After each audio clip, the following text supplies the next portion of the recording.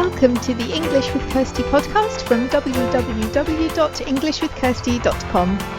Here I'll be sharing with you tips, information and other learning resources so that you can improve your business English.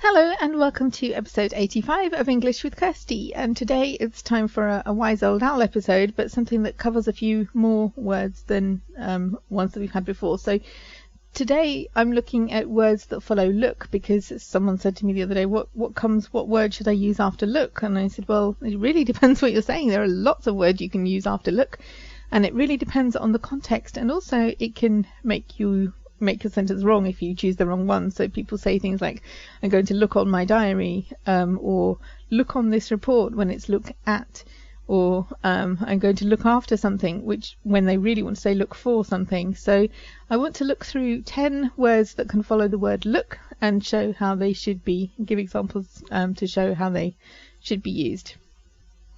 So the first one was look at. So you look at something if you're directly looking at it. You want to get more information from it, so you can look at a picture or at a report. You don't look on something like that, you look at it. Look on is possible too, but that's, look on my desk for the papers. It's on top of the desk, so you look on the desk. It's on top of the desk, it's not in anything, it's just lying on the desk, on the table. So you can look on something, but it means on top of something else. Look in is if it's inside something. So you look on the desk, but you look in the drawers or in the cupboard. Or if it's a room, look in my office, you'll find it there. You can also look in your diary because it's inside your diary. So that's in when it's inside something else. Look for is something that some of my German speaking students get wrong. It's you look for something when you're trying to find it. So I've spent the last 10 minutes looking for my keys. I'm not looking after them, I'm looking for them because I'm trying to find them. And sometimes people say search for, I think, because it's closer to the German verb to look for. Search is more of a looking harder. It's like really trying to find something, but it's not just trying to find I would say I'm looking for a new flat, for example, rather than I'm searching for a new flat. Searching is like high and low, looking everywhere. Where is it when you've lost something? But looking for it just means you're trying to find something. So in many cases I would say that look for is a better choice than search for. But in any event, it's for, not after.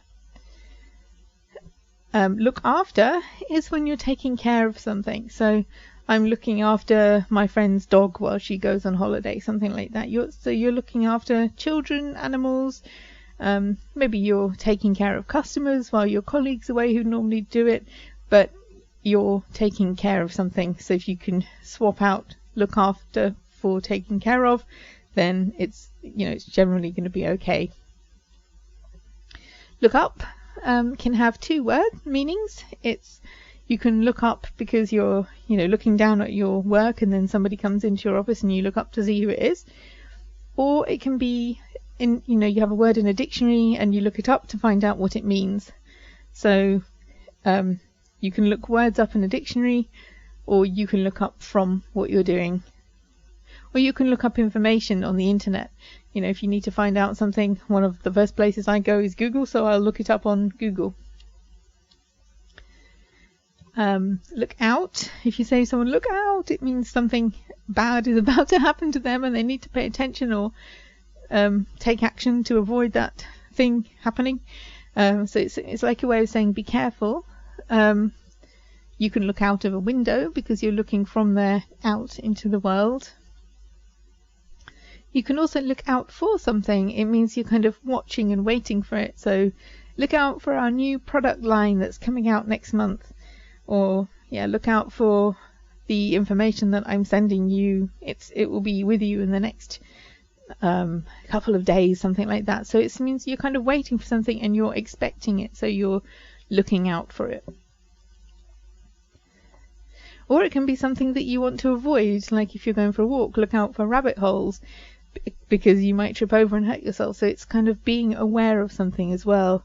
Look out for ice on the roads today. You need to be careful and avoid the slippery parts. So it's not always a good thing to look out for something. It can be, but it can also be something that you want to avoid. If you look into something, it means you want to find out more information about it, see what happened. There was a complaint perhaps by a customer, and then you need to look into it to see what happened. Where did things go wrong? How did this problem come about? So that's look into something. And look down on someone is when you think that you're better than them. So maybe the example is look down on someone because they don't earn as much money, which isn't a good thing to do, but some people do it. Look down on someone because they maybe don't have such nice clothes, which again is not a good thing to do. But it's when you or someone thinks that they're better than other people, and that they're not physically bigger, but they kind of think, oh, I'm better than you, I'm bigger than you, therefore I can look down on you. So that's what look down means. So there are more. There's look over, look through. There are plenty of other things that we could do. We could probably find another 10 to do another podcast, but I just wanted to start with those 10 and show you that the word look can be followed by so many different words, and you need to choose the right one, or it can completely change your sentence. Like getting look for and look after mixed up can completely change the meaning. So try to learn them as phrases rather than just learning look and learning all these words. Use them together, like look for means this, look after means this, and that will help you to remember them better. And so, as I said at the beginning, this is a question that came to the wise old owl. You may have seen the owl's picture.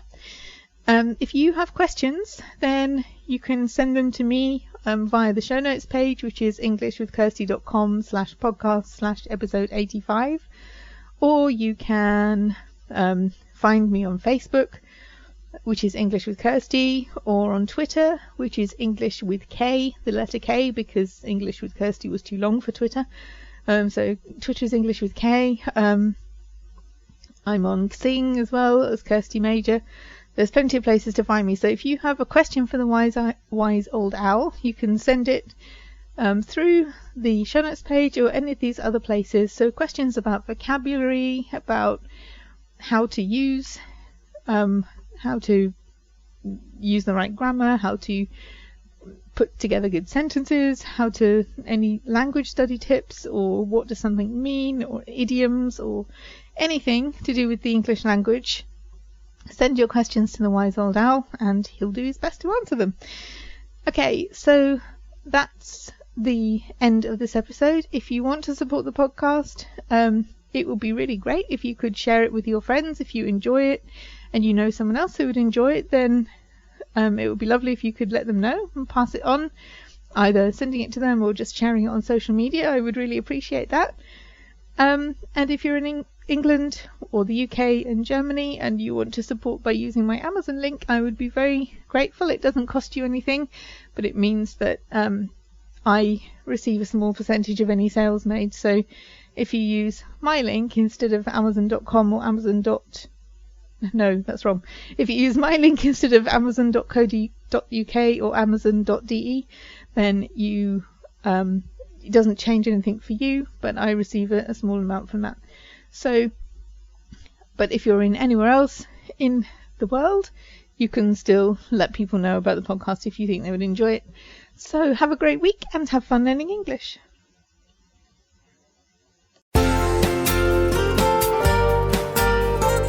I hope you enjoyed this episode of the English with Kirsty podcast. If you have any questions or comments, my email address is kirsty@englishwithkirsty.com, or you can go to www.englishwithkirsty.com/podcast, where you'll find information about the individual episodes.